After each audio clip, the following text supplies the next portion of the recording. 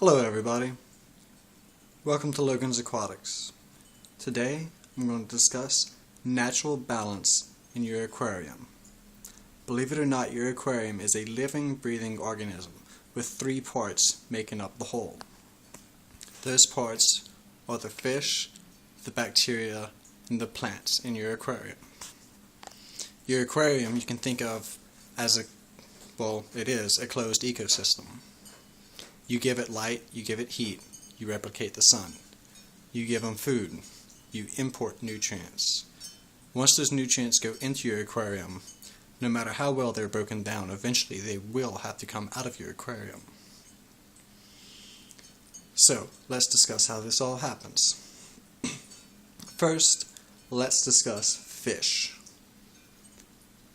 The top predator, top of the apex, top of your ecosystem. They are the beginnings of the breakdown and removal of the nutrient import.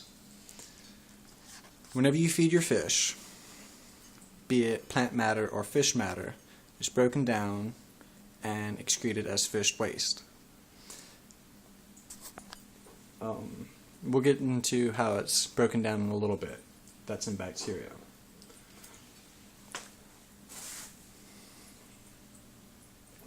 The main thing with fish, whenever you're doing an aquarium, is to remember that they all have different water parameters, meaning different pHs, different amount of calcium, and other metals in their water.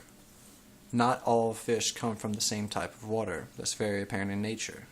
There are many different types of ecosystems.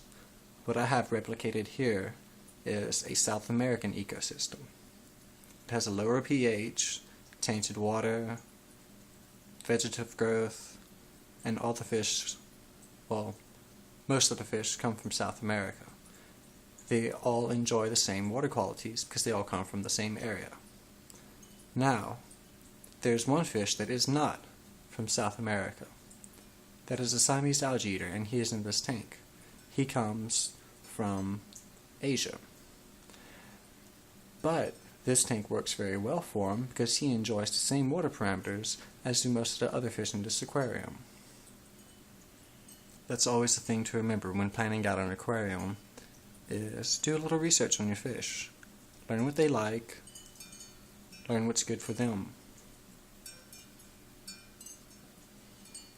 Also, if you've noticed, there are different layers where the fish like to swim. There are bottom swimmers, like this cory catfish. He stays mostly on the bottom, doesn't really swim around anywhere else. That's his swimming layer. Right here, we have a blue ram. They more like the bottom to mid-level. That's their area, don't really go out of there.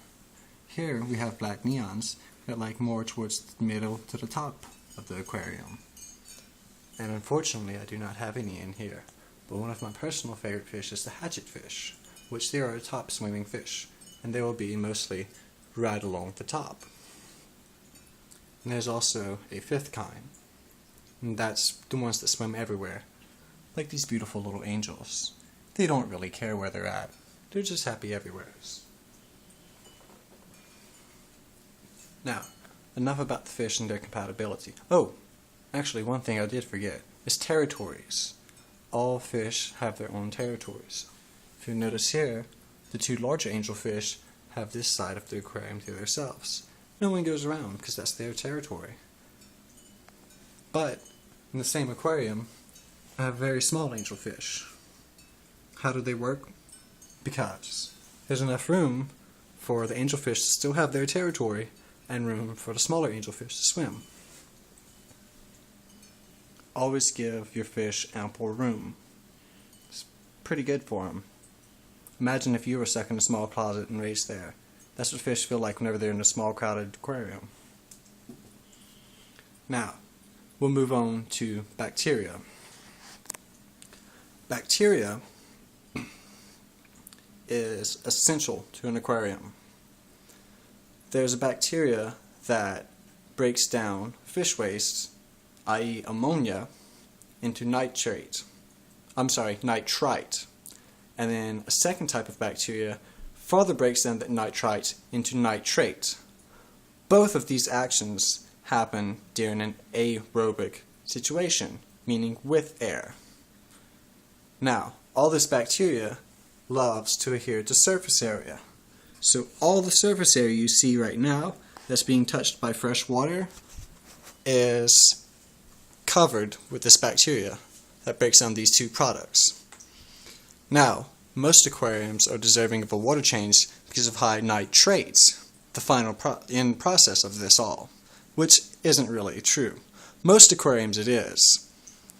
The only way to get the nitrate out is either A, from plant growth, because plants, we'll touch up on those in a little bit in their nutrients, use nitrogen as one of their nutrients.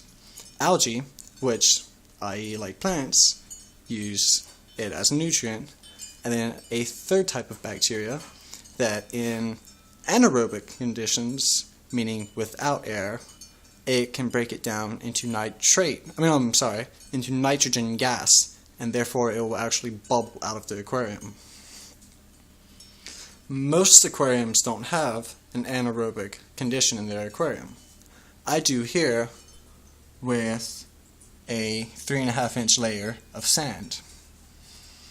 The last bottom inch of the layer is completely anaerobic, and I can go and poke in there right now and you'll see little bubbles escape of nitrogen gas. Be careful with this though that you don't have hydrogen sulfide build up, because that could be lethal to your fish. And now, onto the plants. The ever so beautiful plants. Every aquarium that is capable of having plants should have plants. And even with large cichlids or goldfish, plants are always still an option. Anubis and mossballs are two personal favorites that work with anybody.